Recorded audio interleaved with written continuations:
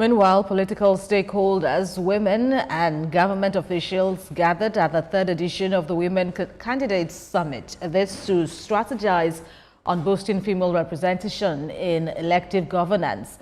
Organized by Women Radio, this year's summit marked a strategic pivot, shifting focus from broad political aspirants to female candidates who have successfully secured official party tickets. Senior reporter Habida Lawal has more. Despite constituting nearly half of Nigeria's population, women remain significantly underrepresented in elective and appointive offices.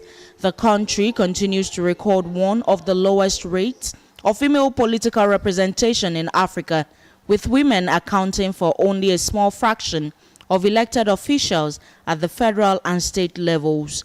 Delivering a address, convener of the Women Candidate Summit, Toun Shonaya, explained that the summit was designed to equip female candidates with practical campaign knowledge, strategic partnerships, and robust support networks. The hard truth, the reality is that while more women are contesting elections, too few are making it into elected office. The challenge is not a lack of capable women. It is the persistent barriers that we face. Limited campaign financing, inadequate political support, low visibility, online abuse, gender-based disinformation, and unequal access to political structures. These are not just women's issues, they are democratic issues. Attended by the Minister of Women Affairs, Iman Suleiman Ibrahim, whose presence signaled key federal government engagement with the summit's mission, underscores growing momentum for institutional backing aimed at transitioning female candidates into executive and legislative seats. Even the men fight with the men for seats. In any contest with one woman, you see sometimes it's 5 men. So why didn't the men say that they're not giving us chance? So let's not be emotional, let's be smart.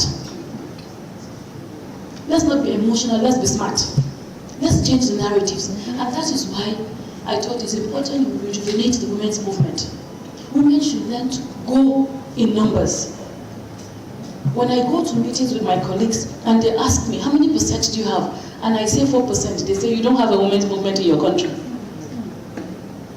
They said, in my country, no, you cannot. If you take us out, we'll take you out.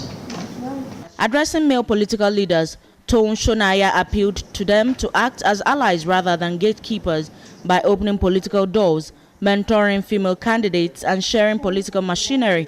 She urged all political stakeholders to foster issue-based campaigns and guarantee equitable access to resources. Habida Lawal, TVC News.